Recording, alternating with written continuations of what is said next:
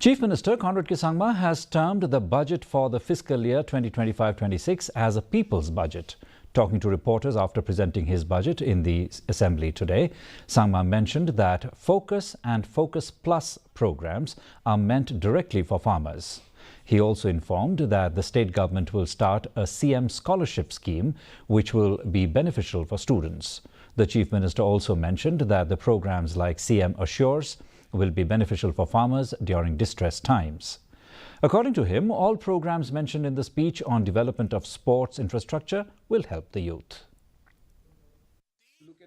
Apart from that, programs like CM Assure, this is meant for the farmers during their distress. We have kept, last year itself we kept 100 crores. This year again we are adding another 50 crores. So we'll have a pool of 100 plus crores in this kitty. And as per requirement, we'll keep topping this up.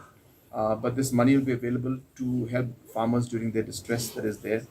All the programs I've mentioned in my in the discussions in the speech, if you look at it, whether it is if you look at the programs for the sports that we're going to create, these are all infrastructures that are going to directly support the youth and give the opportunity to the youth.